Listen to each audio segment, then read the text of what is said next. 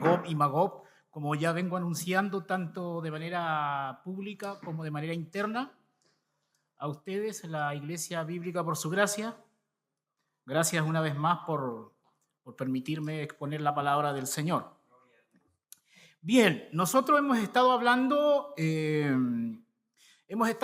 sobre la doctrina del arrebatamiento de la Iglesia los días miércoles, y una de las razones de este tema del arrebatamiento y otros temas más que vienen es proporcionar una panorámica general a manera de degustación para que tengamos claridad cognitiva de los acontecimientos del fin. Claridad cognitiva. Uno de los beneficios de tener una claridad cognitiva o mental de los eventos del fin es que nos sitúa, nos ubica en el espacio, en el tiempo en el cual estamos, ¿ya? Y eso nos permite tener opinión. Eso nos permite meternos en alguna conversación y traer claridad, traer luz, porque el mundo está confundido. De hecho, todo lo que suene a adivinación, a profecía, llama mucho la atención al mundo gentil y busca en diferentes literaturas y recursos tratar de saber lo que viene más adelante. Es como, ilustrativamente hablando, un día de neblina, el conductor viene por la carretera, de esos días de neblina bien espesa, ¿cierto? De que no se ve más allá de los focos. Sin embargo, el conductor trata de ver qué viene para al menos saber cómo seguir conduciendo. Y en las carreteras o en los caminos hay señales de tránsito que indican al conductor qué es lo que viene más adelante. Entonces nos da un anticipo.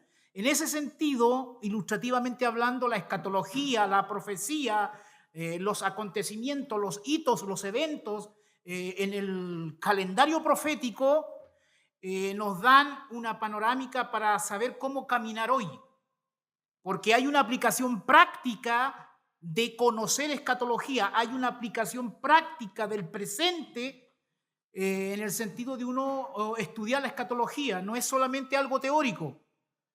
Esto nos abre y nos motiva la expectativa de que un día estaremos con nuestro Señor, específicamente el día del arrebatamiento, que por años ha sido una doctrina dormida en la iglesia evangélica, una doctrina que por años ha estado en el sótano de la iglesia, dejando las excepciones fuera, pero tiene que nuevamente empezar a correr por las venas Járpaso. Debe comenzar a correr por las venas el arrebatamiento y venir con esa expectativa, con esa motivación bíblica, a adorar a nuestro Dios, vivir nuestra semana, lunes, martes, miércoles, jueves, etcétera, etcétera. Esto nos aviva a la santidad, etcétera. Y en ese sentido, hoy predicaremos de una guerra que se conoce popularmente como la guerra de Gog y Magog, una guerra muy discutida, mal entendida, etcétera, etcétera, manipulada por los medios de comunicación, por predicadores populares. Hay diferencias de opinión en lo mínimo, en lo máximo, etcétera, etcétera. Lo que vamos a ver hoy en día es que ustedes, junto a mi persona, el Señor nos enseñe para tener bastante luz con respecto a esta guerra, qué significa, qué es lo posible, qué es lo probable, qué es el dato bíblico, qué cosa es la interpretación de ese dato bíblico, etcétera. En qué podemos estar seguros, en qué podemos especular con responsabilidad, etcétera. Entonces traigo una estructura que yo le envié algo al WhatsApp. Hice unas pequeñas modificaciones, pero aquí se las menciono para tener una degustación a esta temática. En primer lugar, vamos a ver la precuela de la guerra, es decir, como el escenario previo a la guerra, ¿ya? Ese es el contexto previo a la guerra. Ese es el primer punto. Vamos a ver la precuela de la guerra. En segundo lugar, vamos a ver el lugar de la guerra, es decir, dónde ha de acontecer geográficamente esta guerra.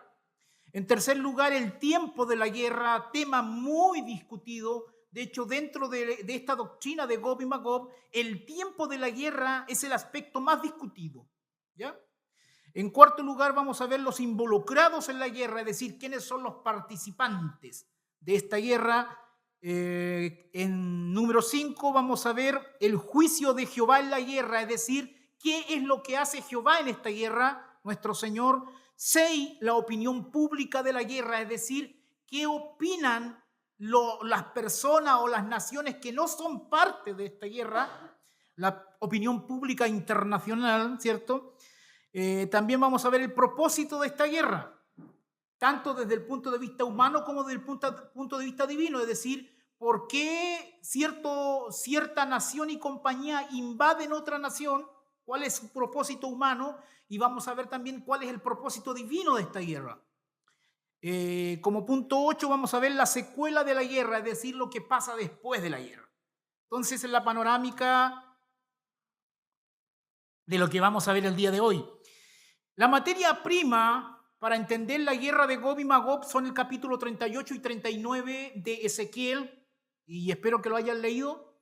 Eso a mí me ayuda porque me da cierta ventaja en el momento de explicar, porque ustedes ya dominan el contexto literario, digámoslo así. Así que por fe creo que lo leyeron al menos. Ahora, qué bueno sería que hayan tratado de investigar, etcétera, etcétera, porque, por ejemplo, yo hubiera estado en su lugar en su tiempo y me hubieran dado esa tarea, yo hubiera buscado por todos lados. Entonces, la idea, ¿por qué? Porque me interesaba. Bien, hermanos, dicho eso, vamos a poner una pequeña introducción teológica a toda esta cuestión. A ver, la iglesia espera el arrebatamiento. El arrebatamiento es una doctrina sin señales. Y esto se conoce como el aspecto inminente del arrebatamiento. El arrebatamiento no tiene señales, usted no tiene que esperar señales para el arrebatamiento. El arrebatamiento es algo inminente, es algo que puede pasar en cualquier momento y de manera súbita. Incluso podría haber pasado en el primer siglo de la era cristiana, porque la expectativa de los primeros cristianos era: Cristo viene. No estaban viendo, no, que primero hay que ver esta señal, que primero no. El arrebatamiento es inminente. Sin embargo, la segunda venida, que ha de acontecer después de los 7 años de tribulación escatológica, la segunda venida sí tiene señales. ¿Me sigue? Entonces, lo que vamos a ver hoy, vamos a ver la guerra de Gog y Magog, que tiene que ver con la segunda venida, no tiene que ver con el arrebatamiento, ¿ya? Entonces, eso tenerlo claro. Lo otro que hay que entender cuando uno estudia estos temas es que el programa profético de Dios, cómo Dios viene tejiendo su programa profético a través de la historia, es a través de 3 ríos, ilustrativamente hablando, es a través de 3 corrientes. Es decir, Dios desarrolla un programa con Israel, ¿ya? Con la nación de Israel, Dios desarrolla un programa y lo comenzó a desarrollar desde el capítulo 12 de Génesis, cuando concertó con Israel el conocido pacto abrámico. Entonces Dios comienza a desarrollar y a tejer a través de la historia un programa para con Israel. Y en este sentido Dios ha concertado 4 pactos incondicionales con Israel: el pacto abrámico, el pacto de la tierra, el pacto davídico y el nuevo pacto. Eso desarrollado a través de la revelación progresiva. Cuando usted lee la Biblia, va a ver cómo Dios viene desarrollando un plan, un propósito con Israel. Pero en la Biblia y la revelación no cabe ahí. Dios también está desarrollando un propósito con las naciones gentiles, es decir, con aquellos que no son israelitas. Todas las naciones que no son israelitas son las naciones gentiles. Dios también comienza a desarrollar un plan con las naciones gentiles. De hecho, la elección de Israel no excluye a las naciones gentiles, sino que la elección soberana de Dios incluye a las naciones gentiles. En la tercera cláusula del pacto abrámico, cuando dice: en ti serán benditas todas las familias de la tierra, o los gentiles. Pero también desde Hechos 2 para acá nace la iglesia del Señor, que son básicamente judíos y gentiles que han creído en Cristo y el Espíritu Santo los ha bautizado en Cristo. Esto permite que nazca un nuevo hombre una nueva creación que se conoce como el cuerpo de Cristo, la iglesia invisible, no porque sea invisible, sino porque solo Dios al fin y al cabo sabe quién realmente son salvos. La iglesia nace en el capítulo 2 de Hechos de los Apóstoles hasta el arrebatamiento de la iglesia, cuando se cierre y entre el último gentil que Dios salva y que ha de constituir la iglesia. Cuando Dios salve al último gentil, acontece el arrebatamiento. ¿Ya? Entonces eso es la iglesia. Después que Dios arrebate la iglesia, Dios reinaugura su plan para con Israel. Porque actualmente Dios tiene a Israel como en stop, en 1, 2, 3 momia por decirlo de alguna manera, porque Dios ha endurecido en parte a Israel, en parte, porque aún en este tiempo Dios salva a israelitas, pero en este tiempo pasan a ser parte de la iglesia. ¿Me entiende? Pero cuando ya se salve el último gentil, Dios se lleva a la iglesia, arrebatamiento, y Dios reinaugura su plan para con Israel, y también las naciones gentiles siguen estando también dentro del plan de Dios. Entonces, hay un triple programa profético que se desarrolla en la Biblia. Dios trata con Israel, Dios trata con los gentiles y Dios trata con la iglesia en sus correctas dispensaciones. ¿Ya? Entonces, cada vez que uno ha de opinar de cualquier cosa, uno no puede opinar desconociendo lo que yo le acabo de decir. Hay una gran pregunta que hoy vuelve loco a los teólogos, es si Dios realmente ha terminado con Israel o Dios todavía tiene tratos con Israel. Esto separa a dos grandes mundos en la teología que se conocen básicamente como la teología supersesionista por un lado, que también se conoce como teología reemplacista o más ciúticamente hablando como teología del cumplimiento. Todas estas personas y todos estos teólogos creen que la iglesia ha reemplazado a Israel y que Dios ya no tiene más tratos futuros con Israel. Creen que la iglesia es el Israel espiritual, el nuevo Israel, porque aplican una hermenéutica o un sistema interpretativo espiritualizador. Es decir, no toman al Antiguo Testamento por mérito propio, sino que toman el Nuevo Testamento, lo interpretan y espiritualmente y recién ahí reinterpretan el Antiguo. De tal manera que las profecías que son en el Antiguo Testamento para Israel, espiritualmente las terminan aplicando a la iglesia. Solo un ejemplo, el trono davídico, que siempre fue un trono humano, el trono de David en Israel, ellos lo espiritualizan y dicen que actualmente Cristo, desde que el momento que ascendió a los cielos, está sentado en el trono de David, espiritualizan el trono. El trono que Cristo está actualmente sentado a la diestra del Padre es el trono del Padre y Cristo está cumpliendo un ministerio de intercesión. No tiene nada que ver con el trono davídico que ha de manifestarse en la tierra cuando Dios restaure el reino mesiánico milenial. ¿Ya? Pero ellos, como aplican una hermenéutica espiritualizadora, se dan el lujo de hacer esas cosas, de redefinir semánticamente hablando el Antiguo Testamento por intereses de teología que ya abrazaron. Entonces, por otro lado, están los dispensacionalistas, están los sionistas cristianos también, hoy en día el neosionismo cristiano, que dicen no, Dios, si bien es cierto, tiene a Israel actualmente bajo disciplina porque los ha endurecido en parte a la luz, cierto, de Romanos capítulo 11, sin embargo, al final, en el horizonte escatológico, Dios vuelve a tratar con Israel en lo que se conoce con la restauración de Israel. Entonces, nosotros actualmente acá en la iglesia creemos que Dios no ha terminado con Israel. Actualmente está tratando con la iglesia, claro que sí, pero Dios todavía tiene cosas que hacer con Israel, tiene que restaurar a Israel. ¿Ya? Y ayer, de hecho, predicaba en las redes sociales con respecto a las 4 fases de la restauración de Israel, y lo menciono de manera rápida. Hay 4 cosas que tienen que acontecer con respecto a la restauración de Israel. Todo esto, entiéndase que la iglesia salió de este mundo, fue arrebatada, ¿me entienden?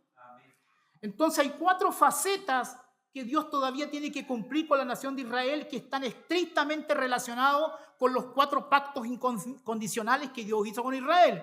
Pacto abrámico, pacto de la tierra, pacto davídico y nuevo pacto. Por ejemplo, la reunificación.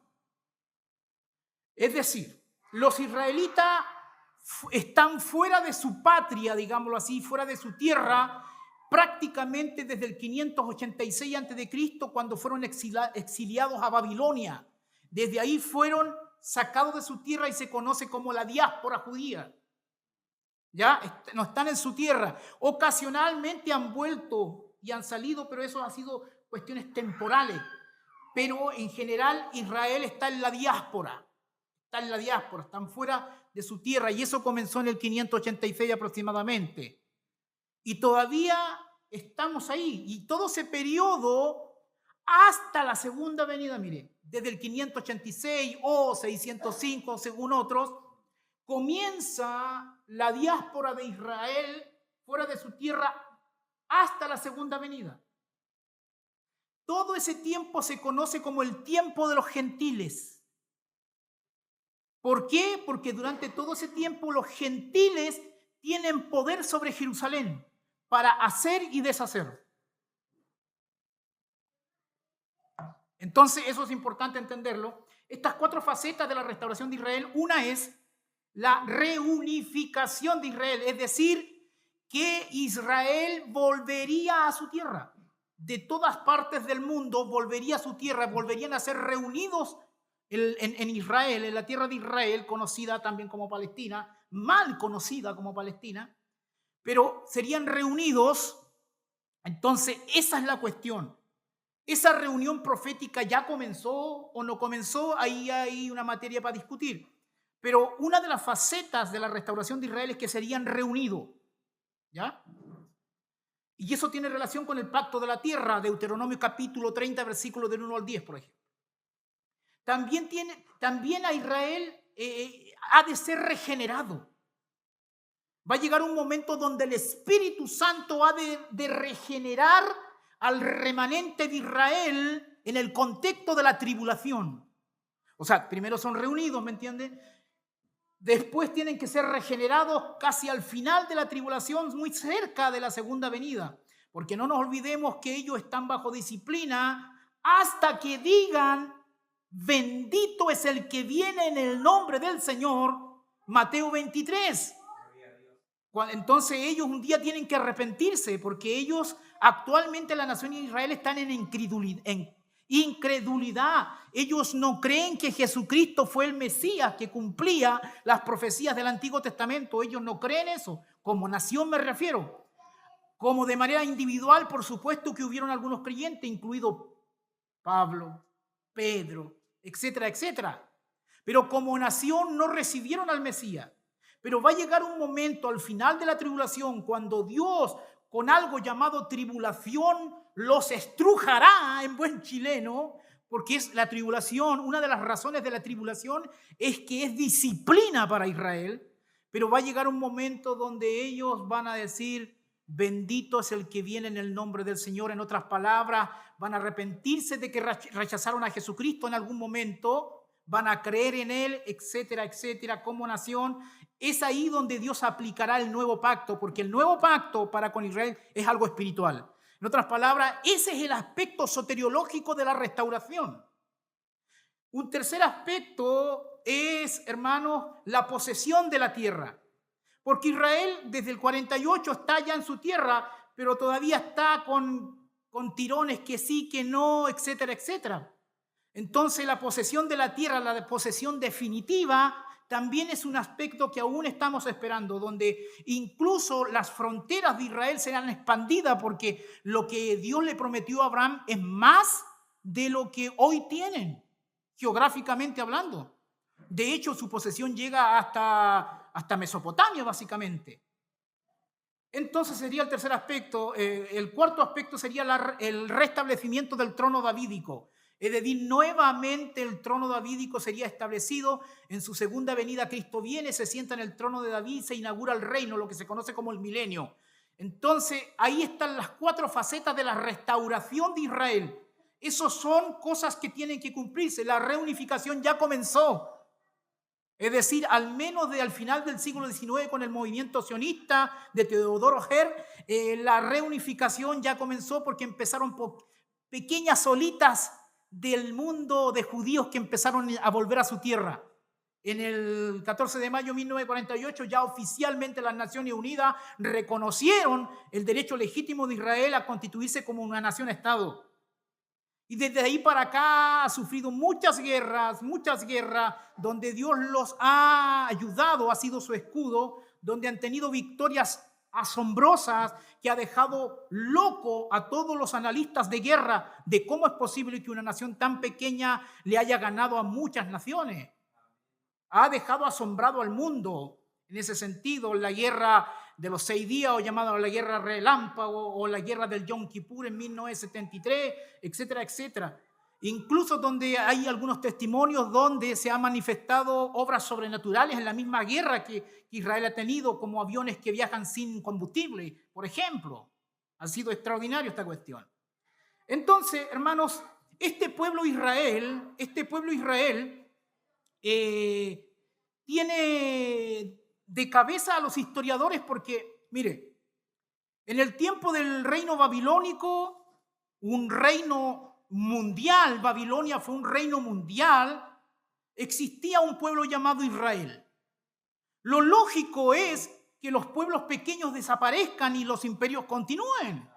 Eso es lo lógico, de sentido común. Sin embargo, Babilonia cayó, Israel sigue. Vino el imperio medo-persa, Israel sigue. Dios usó a Ciro a favor de Israel. Incluso Dios le llamó a Ciro mi pastor, porque Dios usa a quien quiere, hermano. Después vino el imperio griego con Alejandro Magno. También desapareció el imperio griego, el imperio medo-persa. Israel sigue. Hay pueblos que han desaparecido. Aparecen los pueblos, desaparecen los pueblos. Aparecen otros pueblos, desaparecen los pueblos, pero hay una línea que cruza la historia que se llama Israel. ¿Qué pasa? Israel, desde el punto de vista humano, lógico, es un pueblo que tendría que haber ya desaparecido. Viene el imperio romano, también desaparece Roma, Israel sigue. Y no solo sigue, hermano, en una parte geográfica, aún ha permanecido y ha durado en la diáspora. Fue echado de España, los judíos sefardíes. Fue perseguido por los alemanes nazis, por Hitler. Han habido políticas de exterminio de los judíos. Israel sigue. Alguien podría decir, ¿qué tiene ese pueblo? Los conspiracionistas dicen, no, que los judíos son los malvados del mundo porque son los que dominan los medios de comunicación, son los que dominan la banca, entonces ellos quieren dominar el mundo, dicen los conspiracionistas, los antisemitas, los antisionistas dicen, no le creamos a los judíos porque ellos quieren conquistar y dominar el mundo. Bueno, si ustedes piensan eso, les tengo una mala noticia, porque un día un judío gobernará el mundo y se llama Jesucristo. Un día un judío, Dios antropo, Dios hombre, gobernará políticamente este mundo, etc. Entonces, esa es la cosmovisión, esa es la narrativa que nosotros como cristianos debemos manejar ante otras narrativas, porque nosotros estamos en una guerra de narrativas, hermano. En el trabajo, en la casa, en la iglesia, hay una guerra de narrativa. Hay personas que odian a los judíos, hay otros que aman a los judíos, etcétera, etcétera. Entonces, la geopolítica. ¿Qué es la geopolítica? La geopolítica es una disciplina que se estudia dentro de las ciencias políticas y que tiene que ver, la geopolítica estudia, hermano, esto es importante para entender la guerra que viene. La geopolítica estudia el doble efecto de la geografía física y humana sobre las acciones de la política internacional. Actualmente la ONU reconoce más de 200 naciones aproximadamente. En el mundo hay más de 200 estados-nación. Y la geopolítica es el doble efecto, repito, que que produce el estudio de la geografía humana y geográfica sobre el quehacer de la política internacional, etc. En ese sentido, los analistas seculares hacen sus análisis casi todos los días por los medios de comunicación hegemónicos. Acá en Chile tenemos a Raúl Sor, uno de los más conocidos. Siempre cuando hay conflictos internacionales aparece Raúl Sor, aparecen otros analistas internacionales hablando del petróleo, hablando del aspecto económico, de las guerras, tanto frías como calientes, etc. Hay un análisis internacional. Entonces la pregunta que nosotros debemos hacernos, ¿la Biblia revela algo profético con respecto al concierto de las naciones? ¿O cómo se han de desenvolver o desencadenar ciertos fenómenos de naciones en el mundo? Bueno, la verdad es que sí, hay una geopolítica bíblica. Hay una geopolítica bíblica. E incluso hay una ciencia que se llama polemología. Miren, la polemología es el estudio científico de las guerras, del fenómeno de las guerras. Polemología viene de polémica y legía o logía de estudio de las polémicas. Las guerras no son conflictos entre individuos, las guerras son conflictos colectivos que implican naciones, estados, etcétera, etcétera, que manifiestan sus diferentes intereses geopolíticos. En ese sentido, la pregunta es, ¿cómo Dios presenta en la palabra de Dios el calendario profético de las naciones? ¿Cuáles son las tendencias de los poderes políticos en el panorama escatológico? Lo primero que tenemos que entender que la Biblia revela 4 imperios mundiales: Babilonia, Medo-Persa, Grecia y Roma. Eso es desde el punto de vista cronológico. Esos imperios se han manifestado en la historia. ¿Me sigue? Sin embargo, una vez que el Señor arrebate a la iglesia, ¿cómo se ha de componer el ajedrez de las naciones en el mundo? ¿O cómo va a estar equilibrado el poder político-militar en el mundo? Después del arrebatamiento, hermano, hay 4 bloques políticos en el mundo que la Biblia revela. 4 bloques políticos o 4 confederaciones o 4 coaliciones de naciones que tienen sus centros de poder.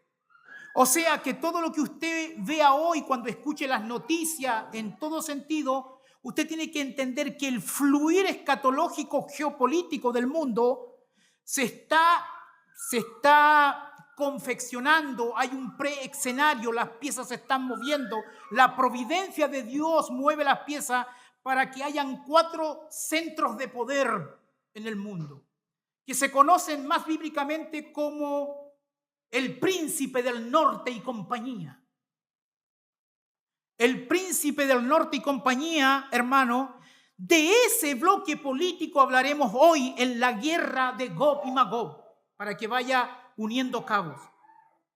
Al norte de Israel hay un poder político que en la historia ha jugado un papel, pero que en la profecía bíblica jugará un papel muy importante.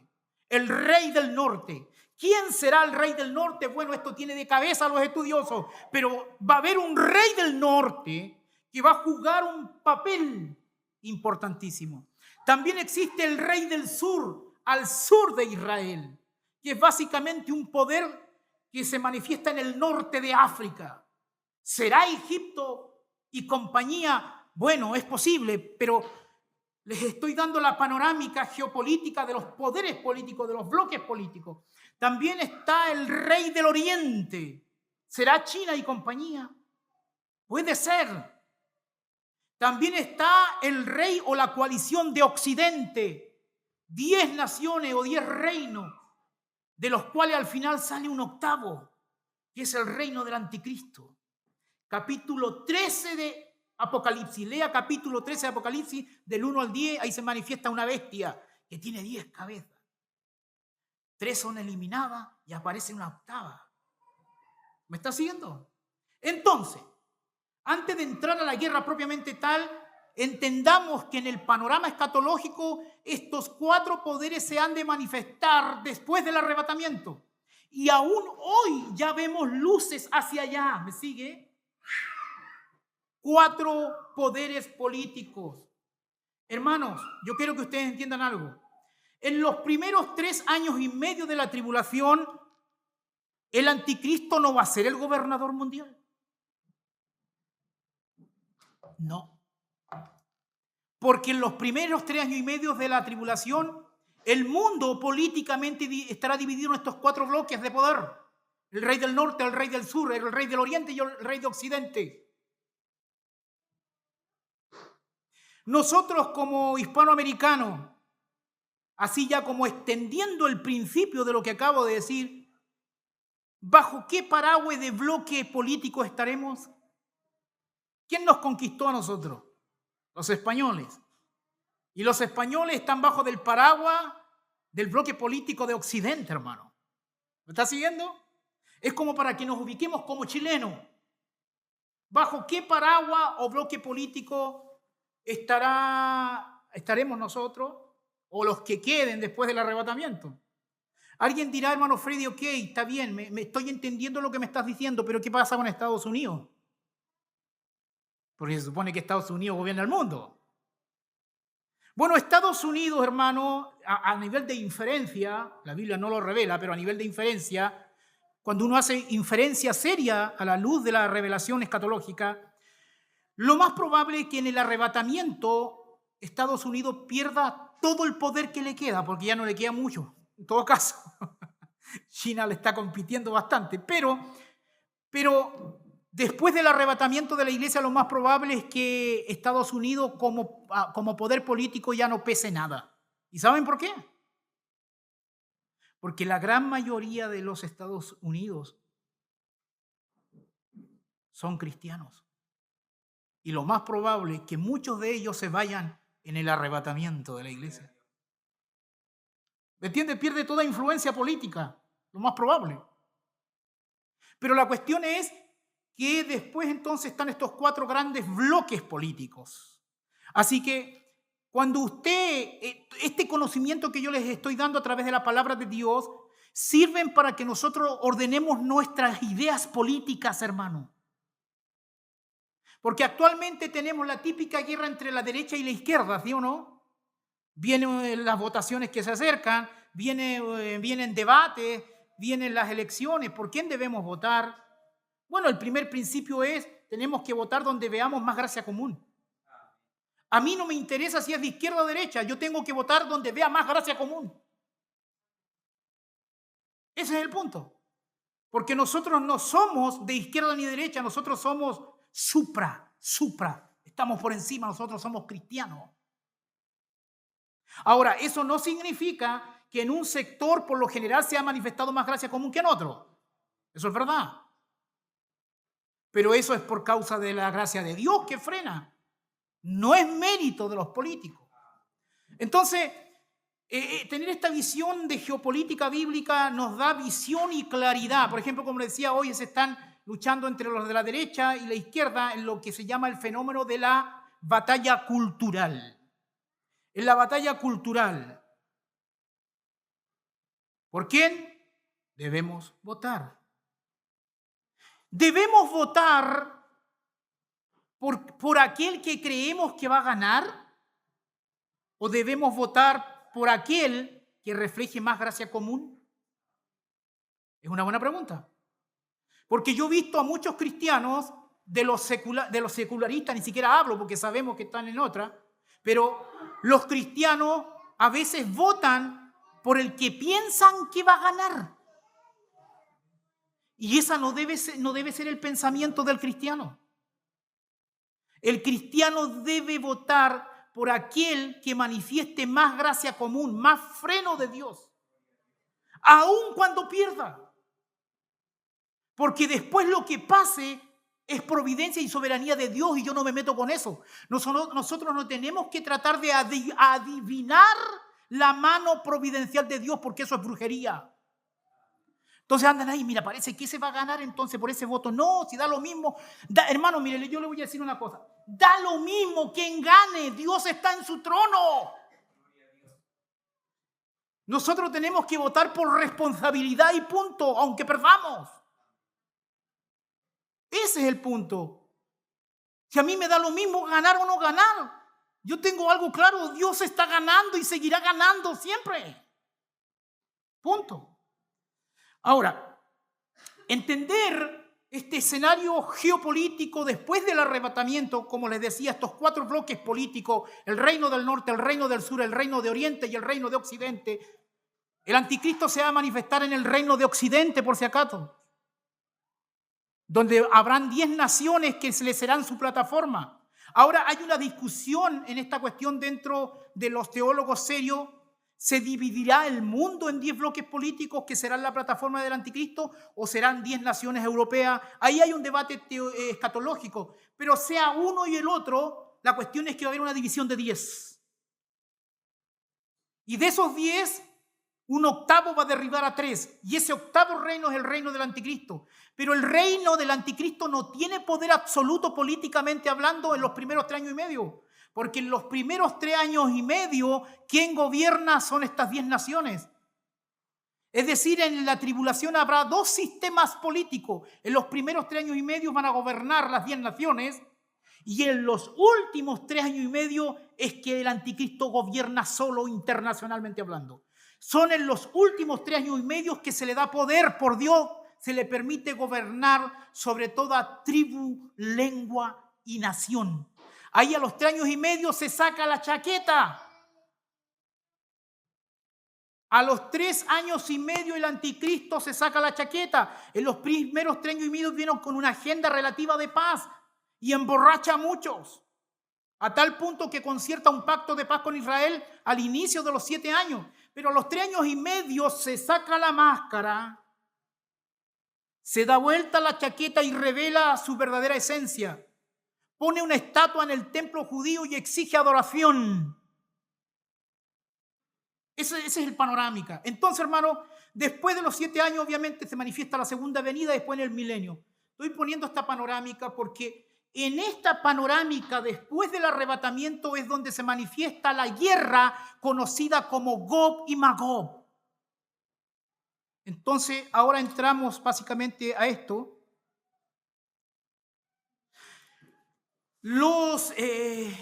La polemología, que es la ciencia y el estudio de la guerra, al menos ve en el horizonte escatológico 3 grandes conflictos bélicos. Hermanos, van a haber muchas guerras en el futuro, pero desde el punto de vista singular, desde el punto de vista relevante, desde el punto de vista profético escatológico,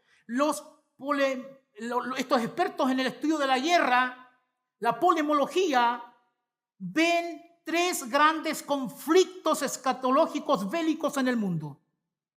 El primer conflicto grande que viene es la guerra de Gog y Magog, lo que estamos viendo hoy.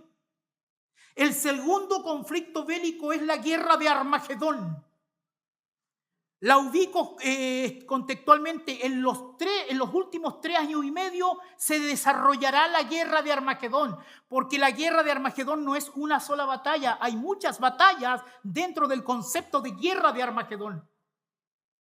De hecho, por eso que la batalla de Armagedón está mal, es una nomenclatura incorrecta, es la guerra de Armagedón. Esto comienza básicamente a la mitad de la tribulación y termina con la segunda venida de Cristo. Y el último conflicto bélico es al final del milenio, del capítulo 20 de Apocalipsis, donde también hay una guerra y una batalla que se conoce como la de Gog y Magog. Entonces, esto ha traído confusión a los escatólogos, porque algunos piensan que la guerra de Gog y Magog, que se desarrollará antes de la segunda venida de Cristo, es la misma, dicen, que se manifiesta en Apocalipsis 20. Entonces confunden y piensan que es la misma guerra porque los términos son iguales. Pero cuando uno hace un estudio a la luz de su contexto, los conceptos son distintos, aunque usen la misma terminología. O sea, hay 2 guerras llamadas Gog y Magog. ¿Me está siguiendo? Ahora yo quiero hacerles entender también que hay excelentes eruditos como Michael Black, el doctor Michael Black, hasta donde yo sé, que piensan que es una sola al final del milenio. Ustedes después cuando estudien y llegan la tarea, bueno, ahí verán que terminan creyendo, pero la gran mayoría de la erudición está en el punto de que son distintas. ¿Me siguen? Entonces, solamente les leo, por ejemplo, la guerra de Armagedón, Apocalipsis 16, 13, 14, dice: y vi salir de la boca del dragón y de la boca de la bestia y de la boca del falso profeta 3 espíritus inmundos a manera de ranas, lo que yo en lo personal llamo operación rana. Pues son espíritus de demonios, son ranas políticas, espíritus políticos. Pues son espíritus de demonios que hacen señales y van a los reyes de la tierra en todo el mundo para reunirlos a la batalla de aquel gran día del Dios Todopoderoso. Aquí se está refiriendo a la batalla de Armagedón. Hermano, detrás de cada presidente hay una rana que conspira. O en otras palabras, hay un demonio que conspira. Si aplico este concepto al actual gobierno de Chile, yo creo que hay varios ranas y sapos detrás. Espíritus políticos que inclinan el corazón del dirigente, del ejecutivo, para allá o para acá, de acuerdo a los planes de las tinieblas. Pero lo que no entienden es que sobre los planes de las tinieblas hay un plan mayor. Hay un plan soberano, hay un plan eterno, hay un plan que no saca plan B, porque siempre es plan A, porque Él no pierde, porque Él no falla, porque Él está sentado en su trono, porque Él se levanta y hasta los demonios se alinean en su propósito. Dios hasta usa al diablo para que vea. Y entonces vamos a ver la guerra de Gog y Magog. Apocalipsis 20, 7 y 8 dice: cuando los 1000 años se cumpla, Satanás será suelto de su prisión y saldrá a engañar a las naciones que están en los 4 ángulos de la tierra, a Gog y a Magog, al fin de reunirlos para la batalla, el número de los cuales es como la arena del mar, etcétera, etcétera. Dios manda fuego y los acaba a todos. Cuando yo vi la película de Narnia, yo creo que varios han visto la película de C.S. Lewis de Narnia, cuando el león finalmente se enfrenta con la bruja, ¿se acuerdan?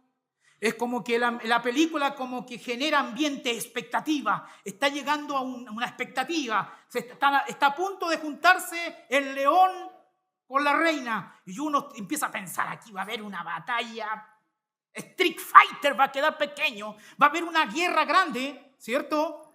Pero de repente llega el león y le hace así y se terminó la guerra. Tú dices, plop. Eso mismo va a pasar con Armagedón, hermano. ¡Oh, wow! Publicidad, la prensa secular y religiosa le hacen prensa a la guerra de Armagedón y todos los ejércitos del mundo se reúnen, las ranas engañan a todos, etc. Llega Jesucristo y se terminó la guerra. ¿Y por qué pasa eso? Porque no tiene rival. Dios no tiene rival. Porque cuando Él viene con una espada en su boca, que es el poder de su palabra. Hermano, Él habló y el mundo vino a la existencia. ¿Entiende el punto? Todas las cosas subsisten, ¿no? Toda la creación no solo fue creada por Dios, sino que subsisten hoy por Él. Dios concurre su creación. La concurrencia de Dios está en cada átomo de la materia. Ninguna mota en el cosmos es anárquica, entienda. No hay mota en el mundo que se declare anárquica. Todo está bajo el control de Dios. En el plan de Dios incluso estaba incluida la caída. Dios no creó el pecado, pero incluyó el pecado. Entonces estamos en esta. Entonces vamos a la guerra de Gog y Magog. Obviamente vamos a dejar varios cabos sueltos, pero a mí lo que me interesa es el panorámica, porque ahí te deja claridad.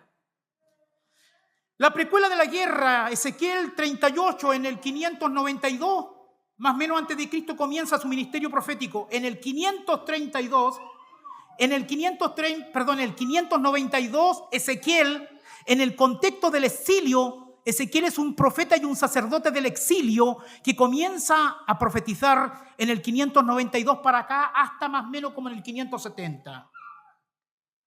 La precuela de esta guerra: vino a mí palabra de Jehová diciendo, hijo de hombre, pon tu rostro contra Gog en tierra de Magog, príncipe soberano de Mesec y Tubal, y profetiza contra él y di, así ha dicho Jehová el Señor, he aquí yo estoy contra ti, oh Gog, príncipe soberano de Mesec y Tubal, y te quebrantaré y pondré garfios en tus quijadas y te sacaré a ti y a todo tu ejército, caballos, jinetes de todo en todo equipados, gran multitud con paveses y escudos, teniendo todos en ellos espada. Hermano, en términos sencillos, Ezequiel profetiza que en algún momento del futuro escatológico, mire, más de 2000 años, más de 2600 años atrás, Ezequiel miró al horizonte y profetizó.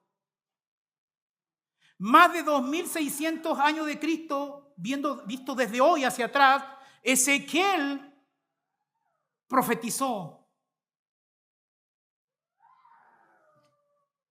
Y profetizó esto, lo que sale en su libro de Ezequiel, capítulo 38.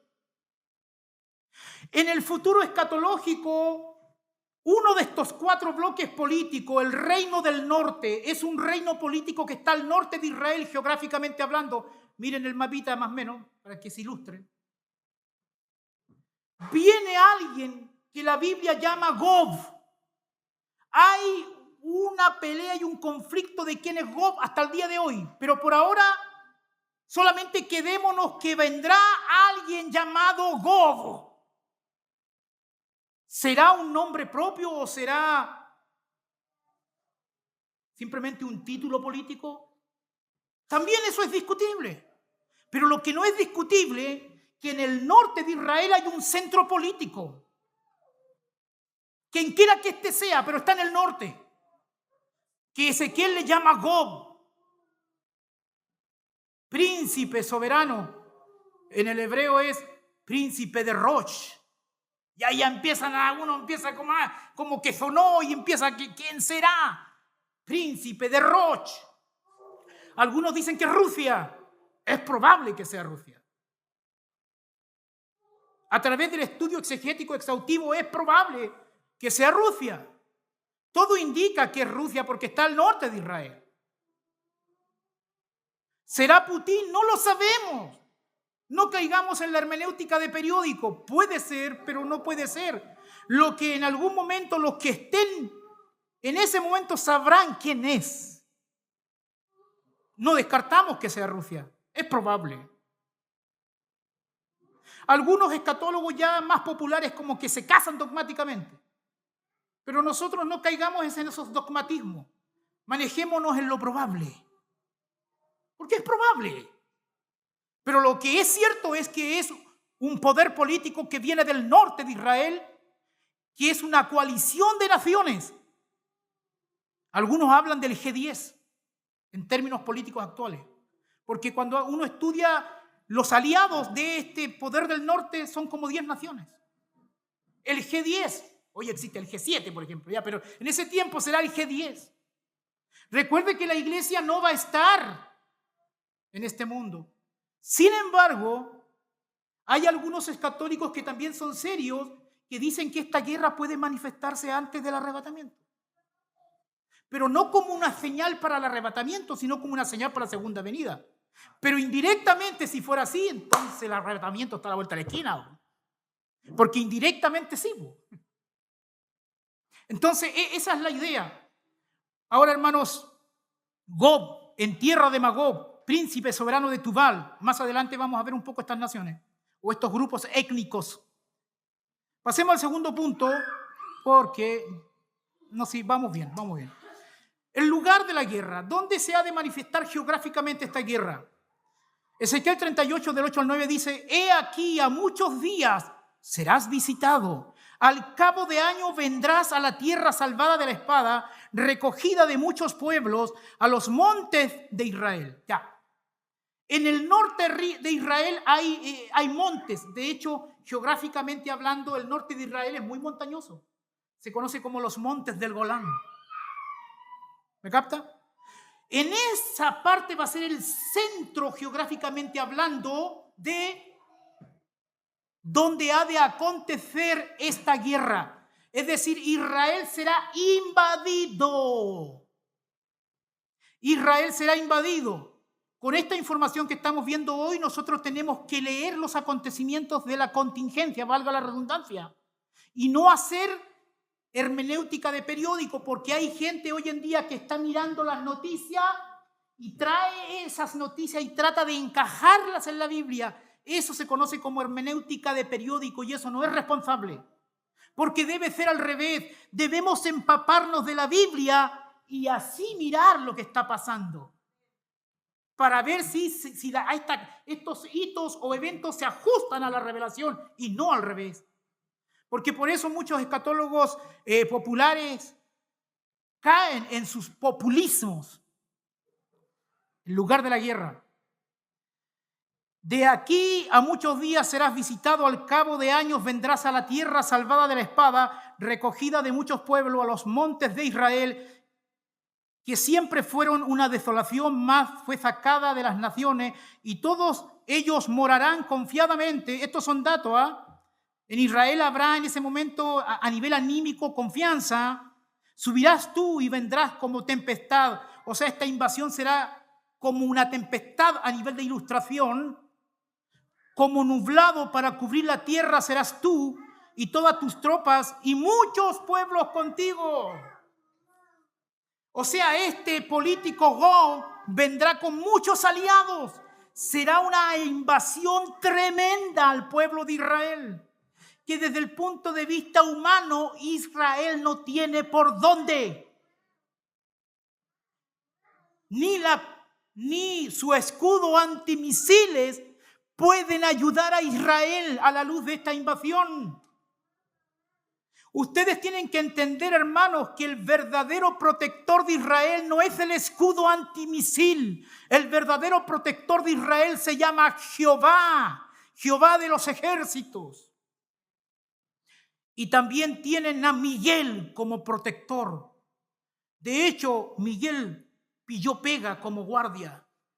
¿Cuál es la pega de guardia de Miguel? Proteger a la nación de Israel. ¿Sabía usted que toda nación tiene un ángel, sea un ángel caído o no? ¿Quién estará conspirando al oído de Gabriel Boric? ¿Qué rana o sapo político le estará hablando? Interesante la pregunta. Tercer punto, el tiempo de la guerra, hermano. Esto es lo más difícil de la interpretación. ¿Cuándo ha de acontecer esta guerra? Ya tenemos el panorámica escatológico. ¿Será antes del arrebatamiento? Es posible. No estorbaría ninguna profecía bíblica si fuera antes del arrebatamiento. ¿Será en la primera mitad de la tribulación escatológica? Sí. Es muy probable que sea la primera mitad de los 7 años. ¿Será cerca de la segunda venida? Puede ser, más difícil, pero puede ser. ¿O será la misma guerra de Gog y Magog que se manifiesta en el milenio al final, que también se llama guerra de Gog y Magog? Esta es la gran litis, el gran conflicto entre los escatólogos y estudiosos de la profecía bíblica. ¿Sabía usted, mi hermano, solamente un dato a pie de página, que cuando la Biblia fue escrita, el 28% de la Biblia fue profética? El 28% de toda la Biblia es profecía. Y la Biblia contiene, según el doctor John Barbour, uno de los padres de la moderna profecía, padre de la profecía moderna, dijo que la Biblia contiene alrededor de 1000 profecías y 500 se habían cumplido literalmente. ¿Qué esperamos de las otras 500? Según el patrón, que se van a cumplir literalmente, excepto nuestros hermanos reformados que piensan distinto, ¿no? Y les gusta alegorizar y espiritualizar la cosa. Encuentran muy carnal la interpretación literal. Tienen una rana gnóstica, me da la impresión. Pero bueno, ¿sabe usted que el gnosticismo odiaba la materia y eran súper espirituales. Incluso el gnosticismo, ¿sabía usted que discriminaba a la mujer? Una discriminación verdadera, sí, pues al menos tenía una discriminación verdadera, porque hoy en día todo le llaman discriminación. Porque como es la mujer que pare y trae materia al mundo, entonces el gnóstico odiaba eso. Es un dato a pie de página, para que me contraten, para que enseñe el gnosticismo, ¿entiendes? Esa es la estrategia de fondo. En cuanto al tiempo de la guerra, dice 38:11, y dirás, refiriéndose a Gob, subiré contra una tierra indefensa, iré contra gente tranquilas que habitan confiadamente, todas ellas habitan sin muro y no tienen cerrojo en las puertas, hermano. Este es un dato muy importante.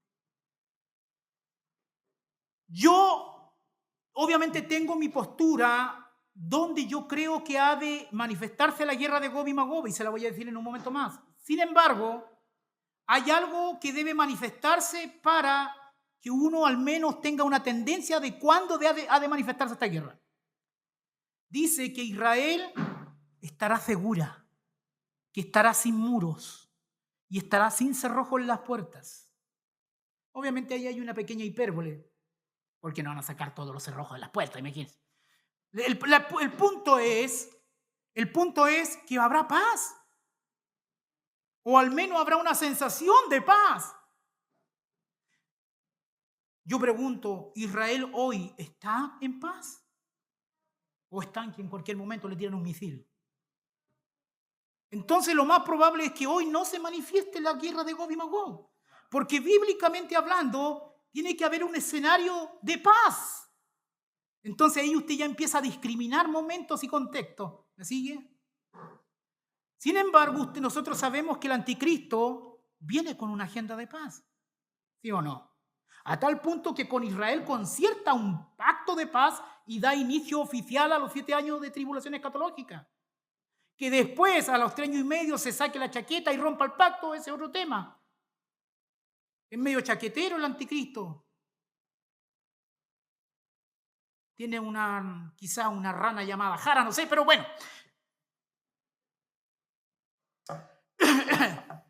El buen entendedor que entienda.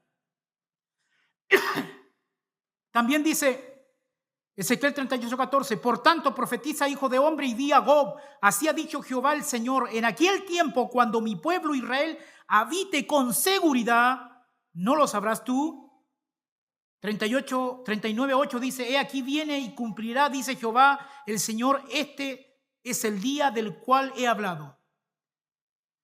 Hermano, mi postura en relación a cuándo ha de acontecer la guerra de Gog y Magog, cuando un político del norte con mucho poder invadirá a Israel desde el norte con sus aliados, con muchas otras naciones, yo soy de la postura de que lo más probable que esta guerra acontezca después del arrebatamiento de la iglesia, pero antes del inicio oficial de la tribulación. En ese espacio incierto que la Biblia no revela, lo más probable es que ahí se manifieste esta guerra. ¿Por qué? Porque en ese contexto el anticristo estará en las tratativas de su gestión de paz. Al inicio después pactará con Israel. Las tratativas son los acuerdos previos al contrato oficial o al pacto oficial. Las conversaciones previas, las gestiones. El doctor Mark Hitchcock cree esto, por ejemplo. Thomas Hay cree esto, entre otros. Por ejemplo, el doctor Arnold Fruchtenbaum es de los que creen que la guerra de Gog y Magog lo más probable es que se manifieste antes del anticristo, antes del rapto. Entonces hay eruditos de peso por todos lados. Entonces en esto no podemos ser dogmáticos, solo podemos adherirnos a una postura en lo probable. Porque al final del día Dios sabe cuándo ha de hacer eso, cuándo ha de manifestarse esta guerra.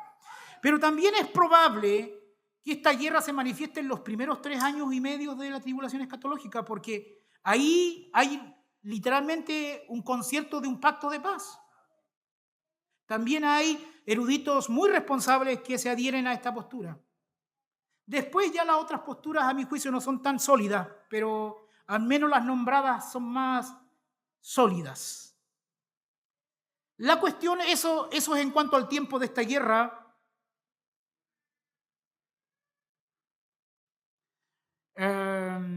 Cuarto punto, los involucrados en la guerra, dice Ezequiel 38, 5 y 6, dice Persia, Cus, Fut, con ellos, todos ellos con escudo y yelmo, Gomer y todas sus tropas, la casa de Togarma, de los confines del norte y todas sus tropas, muchos pueblos contigo. Bueno, aquí hay hartos pueblos, al menos 10 que se menciona.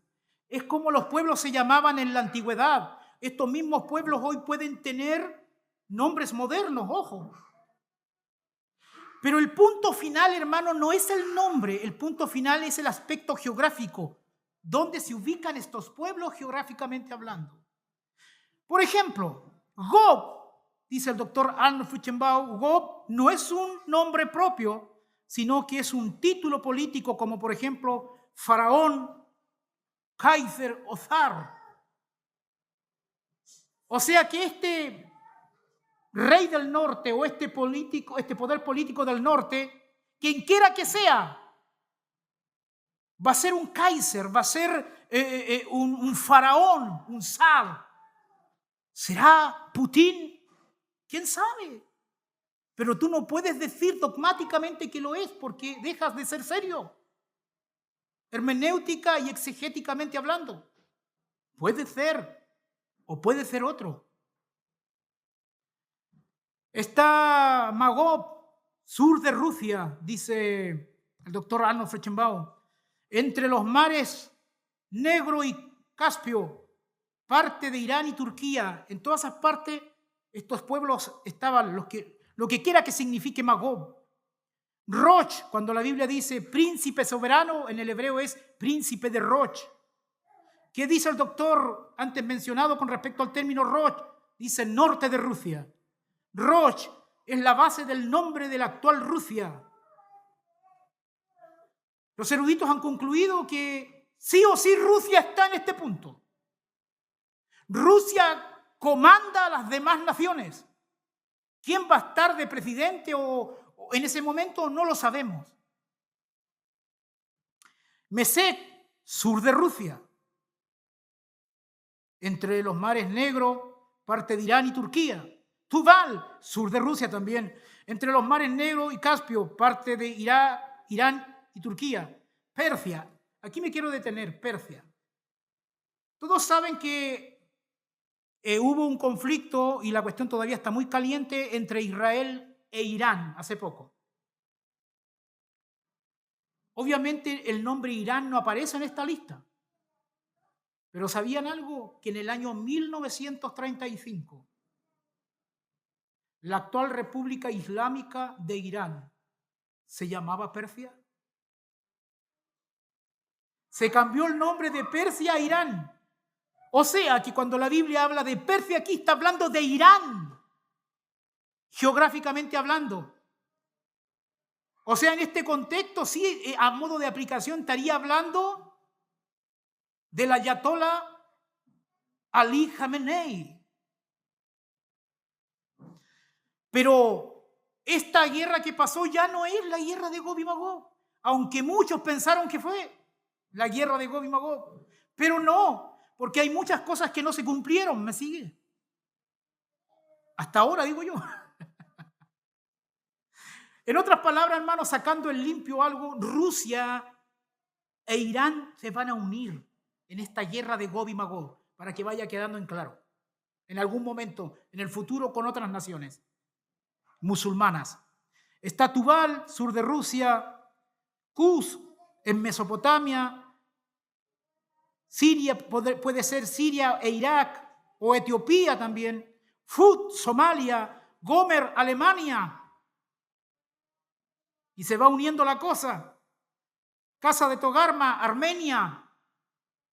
La cuestión es, hermano, que en algún momento en el futuro escatológico, Gog, que es el soberano de Rusia, en alianza con otras naciones musulmanas, incluida Persia y Alemania, invadirán a Israel. Eso está profetizado. Así que cuando usted escuche las noticias, póngase el colador de Ezequiel 38 y 39. Y no crea a cualquier analista internacional ni a cualquier escatólogo populista, porque hay varios. Hay algunos que juran de guata que es Putin, hermano. Dogmáticamente, de manera camiseteada. Puede ser, sí puede ser, pero no puedes ser dogmático en estas cuestiones. Punto 5, el juicio de Jehová. Y llevamos aproximadamente 1 hora. El juicio de Jehová. Si alguien me puede traer más agüita, se lo agradecería. El juicio de Jehová en la guerra. Ezequiel 38, 29 dice, mire, esto es importante. Y yo litigaré, litigio, conflicto. Yo litigaré, está usando lenguaje jurídico. Yo litigaré contra él con pestilencia. 1, hermano, pestilencia. Con sangre. Y haré llover sobre él, sobre sus tropas y sobre los muros pueblos que están con él, impetuosa lluvia y piedras de granizo, fuego y azufre. Y también vemos más adelante que hay un gran terremoto, un gran movimiento telúrico. Es decir, en esta guerra Israel no va a hacer nada excepto que asustarse. Gracias, hermanita. Porque Dios ha de intervenir sobrenaturalmente en defensa de Israel. E intervendrá con causas primarias y secundarias. ¿Cuál es la diferencia de la intervención primaria o secundaria de Dios? ¿La sabe usted? Dios interactúa con su creación. ¿Estamos de acuerdo con eso? Gracias, hermano. Este es un hombre de visión. Estaba cumpliendo algunos requisitos ya de Tito y Timoteo. Ahí le tiré uno. Hermanos, Dios interactúa con su creación, eso es verdad, ¿sí o no? Porque Dios creó su creación, valga la redundancia, pero Dios no la dejó abandonada como dicen los deístas. Dios sigue interactuando con su creación, pero Dios interactúa de 2 maneras con su creación, a través de causa primaria o causa secundaria. ¿Qué significa esto? Cuando Dios interviene a través de causa primaria, eso es todo lo que es milagroso. Cuando Dios interviene en su creación con un milagro o sobrenaturalmente, eso es una intervención intervención causa primaria. Es decir, Dios no está sentado en la galería del cosmos viendo cómo la historia pasa delante de él y él en una actitud pasiva. No.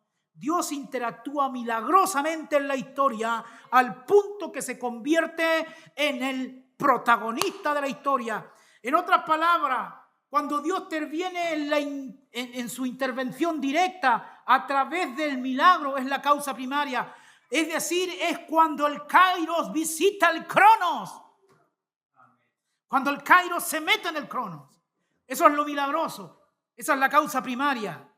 Pero Dios también interactúa con su pueblo, con sus naciones, con su creación a través de causas secundarias. Es cuando toma las causas naturales. Es decir, Dios puede castigar a través de los cataclismos.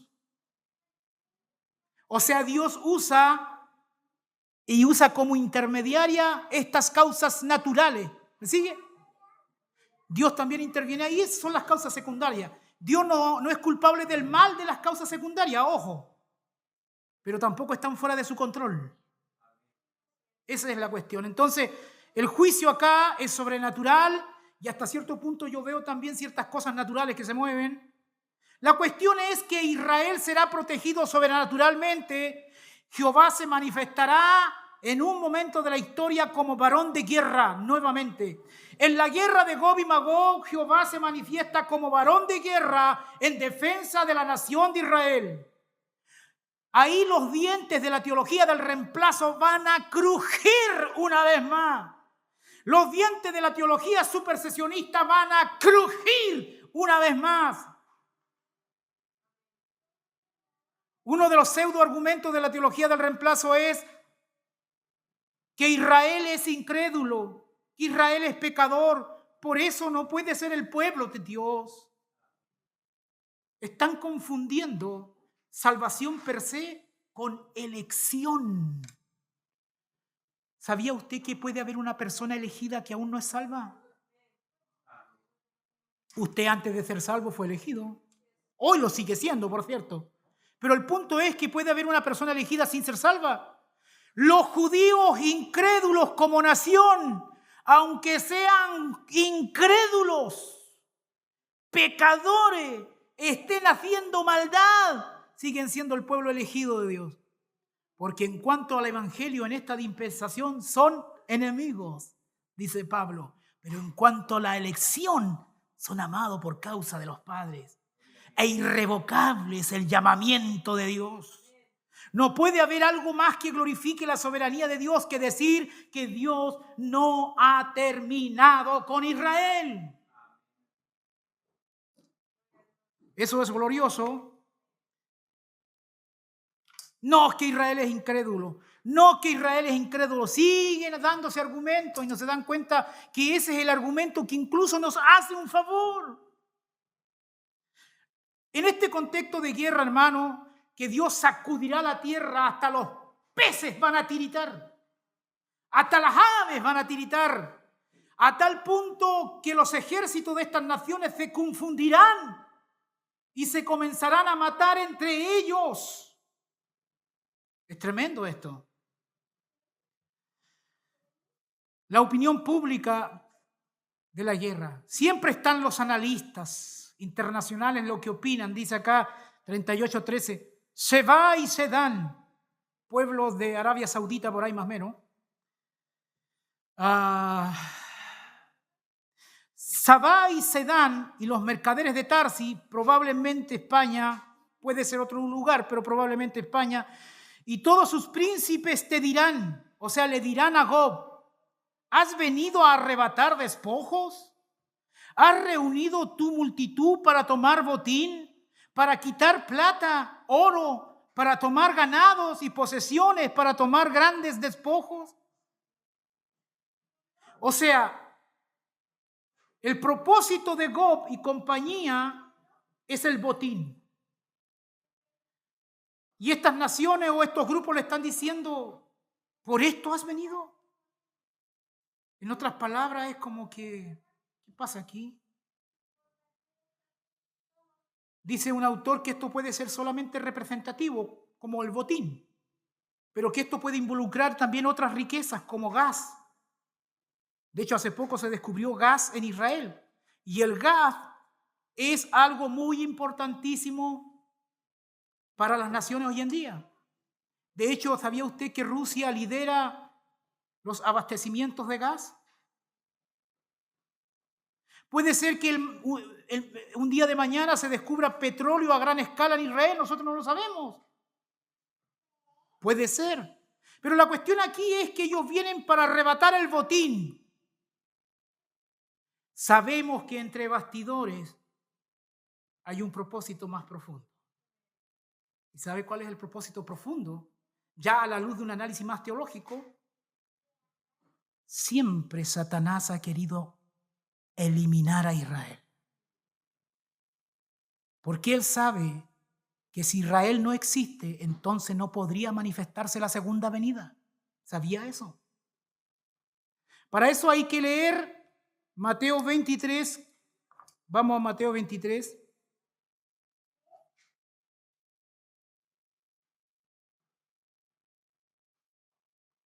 Mateo 23, 37 y 39 dice, Jerusalén, Jerusalén, que matas a los profetas y apedreas a los que te son enviados. ¿Cuántas veces quise juntar a tus hijos como la gallina junta sus polluelos debajo de las alas y no quisiste? He aquí, vuestra casa os es dejada desierta, porque os digo que desde ahora no me veréis hasta, aquí está la cláusula, hasta que digáis, bendito el que viene en el nombre del Señor. O sea, tiene que manifestarse esa petición de Israel en arrepentimiento y fe. Señor, perdónanos porque te rechazamos. Señor, perdónanos porque no creímos en tu mesiazgo. Tú cumplías las promesas y las profecías del Antiguo Testamento, pero no te creímos. A los suyos vino y los suyos no le recibieron. Cuando Israel como nación se arrepienta de su incredulidad y diga bendito, y esto es al final de la tribulación, cuando diga bendito es el que viene en el nombre del Señor, es porque ahí el Espíritu Santo le va a estar aplicando el nuevo pacto y están siendo regenerados, nacen de nuevo. ¿Sabe usted, mi hermano, que no puedo dejar de leer Isaías 53? Le voy a dar una degustación. Porque siempre se ha interpretado Isaías 53 y hasta cierto punto la iglesia ha robado ciertos matices de Isaías 53 a los judíos. Pero hoy vamos a leer este versículo sin negar lo que hemos venido diciendo en algún aspecto. Hermanos, cuando Israel esté al final de la tribulación, cuando todos sus enemigos estén a punto de hacer desaparecer a Israel en lo que se llama la guerra de Armagedón, cuando Israel no tenga por dónde, el Espíritu Santo aplicará el nuevo pacto en ese contexto, al Israel que exista en ese contexto, y todo Israel será salvo en ese contexto. Mire, leamos Isaías 53 a la luz de ese contexto.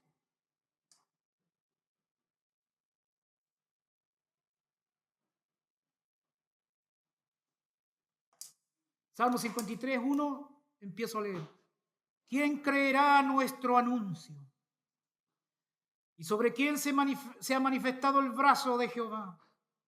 Subirá cual renuevo delante de él, y como raíz de tierra seca no hay parecer en él ni hermosura. Hermanos, entiendan que los líderes de Israel, los rabinos de Israel, guiarán al pueblo en una oración de arrepentimiento al final de la tribulación escatológica. Así como lideraron la incredulidad para rechazar a Cristo en su primera venida, liderarán la oración de arrepentimiento y de fe al final, cuando digan bendito es el que viene en el nombre del Señor, porque en la carne no lo van a decir, es el Espíritu Santo que está obrando. Esa oración se dirá, esta oración dirá Israel en ese contexto. Le veremos más inatractivo para que le defiemos. Israel mirará al que vino 2000 años antes en la cruz, que no tenía atractivo. Despreciado y desechado entre los hombres, dirán los rabinos, varón de dolor, experimentado en quebranto, y como que escondimos de él el rostro, fue menospreciado y no lo estimamos, dirá Israel. ¿Me está entendiendo? Esto es interpretar Isaías 53 en su contexto gramático histórico. Ciertamente, dirán los líderes de Israel, ciertamente llevó él nuestras enfermedades y sufrió nuestros dolores, y nosotros le tuvimos por azotado, por herido de Dios y abatido. Mas el herido fue por nuestras rebeliones, molido por nuestros pecados. El castigo de nuestra paz fue sobre él, y por su llaga fuimos nosotros curados. Todos nosotros nos descarriamos como ovejas, dirá Israel. Cada cual se apartó por su camino, mas Jehová cargó en él el pecado de todos nosotros. Angustiado él y afligido no abrió su boca. Como cordero fue llevado al matadero, y como oveja delante de sus trasquiladores enmudeció y no abrió su boca. Por cárcel fue quitado y su juicio fue quitado, y su generación, ¿quién la contará? porque fue cortado de la tierra de los vivientes por la rebelión de mi pueblo. Mire, ahí está el texto. Por la rebelión de mi pueblo, Israel, fue herido. Y se dispuso con los impíos su sepultura, mas con los ricos fue en su muerte, aunque nunca hizo maldad, ni hubo engaño en su boca. Con todo eso, Jehová quiso quebrantarlo, sujetándole a padecimiento. Cuando haya puesto su vida en expiación por el pecado, verá linaje y vivirá por largos días, y la voluntad de Jehová será en su mano prosperada. Verá el fruto de su aflicción de su alma y quedará satisfecho. Por su conocimiento justificará mi siervo a muchos y llevará la iniquidad de ellos. Hermano, por supuesto que esto es aplicado a nosotros como iglesia, pero en el significado contextual, gramático, histórico, es una cuestión judía. Duela a quien le duela. Israel orará arrepentimiento y cumplirá la cláusula y dirá: bendito es el que viene en el nombre del Señor. Por eso que la agenda que está detrás de Gob no es solo el botín. Hay un propósito demoníaco, satánico. ¿Por qué cree usted que Israel siempre ha sido castigado o siempre han querido hacer desaparecer a los judíos? Dios los tiene bajo castigo y disciplina actualmente, claro que sí. Sin embargo, hay otros motivos satánicos. Hitler en su tiempo, los campos de concentración, matando a más de 6 millones de judíos. La teología del reemplazo, gatillando una política de exterminio hacia los judíos, etcétera, etcétera.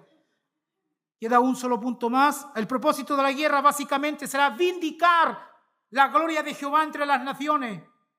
¿Sabía usted, mi hermano, que cada vez que alguien trata mal a Israel, la gente dice: ¿y dónde está su Dios?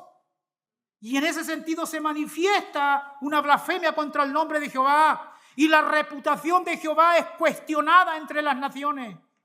Pero con la guerra de Gog y Magog, Jehová reivindica su nombre. ¿A dónde está el Dios de Israel? En otras palabras, aquí está el Dios de Israel moviéndote el piso. Y seré engrandecido y santificado y seré conocido ante los ojos entre muchas naciones, y sabrán que yo soy Jehová, y haré notorio mi santo nombre en medio del pueblo de Israel, etcétera, etcétera. Avanzamos. Último punto, la secuela de la guerra. Aquí Dios extermina a todo, hermano. A todo el mundo que invadió Israel, incluso más allá de la invasión. De hecho, algunos escatólogos dicen que muchos de Rusia morirán, de tal manera que Rusia dejará de ser un poder político relevante en ese tiempo. Y esto servirá indirectamente para abrirle el paso al otro bloque político de Occidente liderado por el anticristo. O sea, el anticristo y su política quedan con chip libre, porque al menos otro poder geopolítico fue exterminado. ¿Me está siguiendo la lógica? Entonces, por eso que después Occidente, liderado por el anticristo, puede con toda facilidad, en otras palabras, entre comillas, hacer un pacto con Israel. La secuela 39, del 9 al 20 dice: y los moradores de las ciudades de Israel saldrán y encenderán y quemarán armas, escudos, paveses, arcos, saetas, dardos de mano, lanzas, y los quemarán en el fuego por 7 años, hermano. El armamento de los invasores serán quemados por 7 años. Imagínense la cantidad. Servirá de combustible para Israel. Entonces, este es un dato importante también para más o menos saber dónde ocurrirá la tierra de Gog y Magog. Por eso que yo creo, una de las razones es que tiene que ser al menos antes de los 7 años de la tribulación, para que tengan 7 años en el cual quemen las armas, porque no me calza mucho que estén quemando las armas en el contexto del milenio. ¿Me está siguiendo?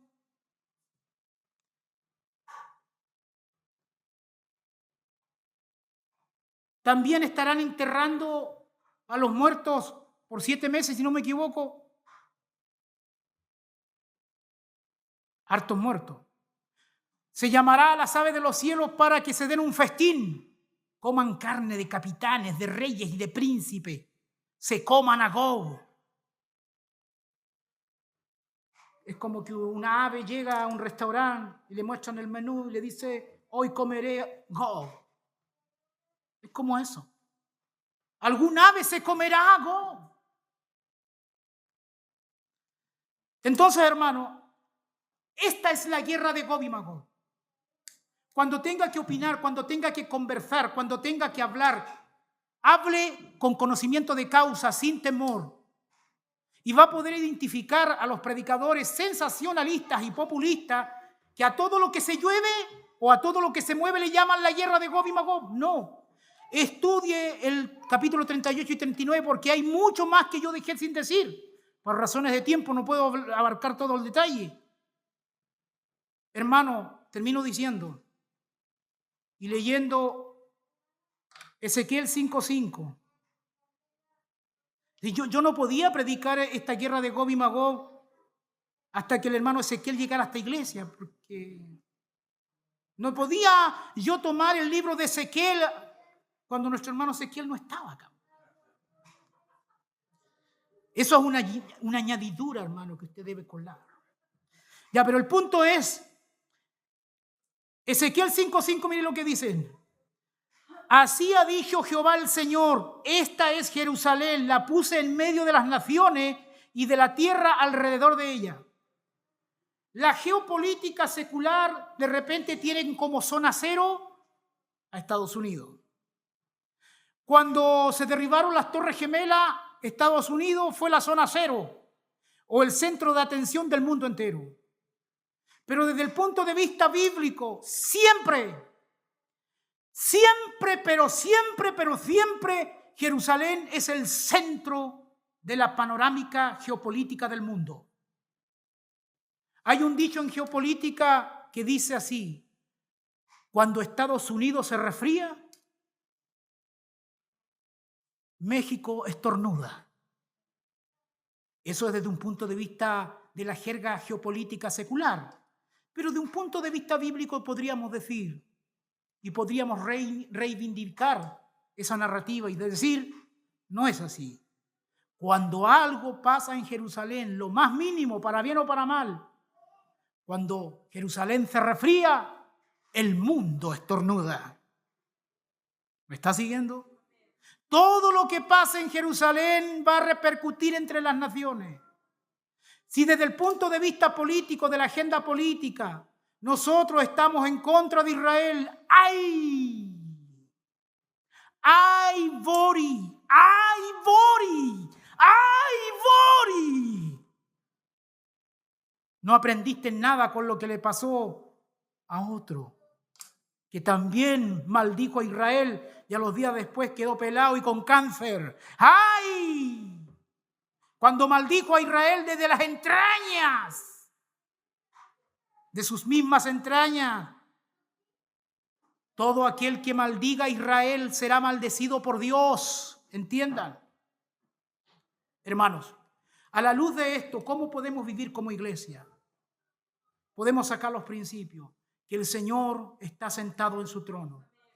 Todos nosotros tenemos pequeñas batallas, ¿o no? De lunes a domingo batallamos. Y tenemos batallas que a veces el hermano que está a tu lado ni siquiera sabe. Batallas tan profundas, que solo no se sabe porque tú no gritáis nomás. Pero déjame decirte que así como Dios libra a su pueblo de Israel, analógicamente hablando, Dios también cuida a su iglesia, porque las puertas del Hades no prevalecerán contra su iglesia. No prevalecerán contra su iglesia. Su iglesia nunca dejará de ser iglesia, porque es su esposa, la esposa del Cordero, e Israel, la esposa de Jehová. Gracias y paz a vosotros. Hasta aquí queda la exposición. Pasa el pastor a este lugar.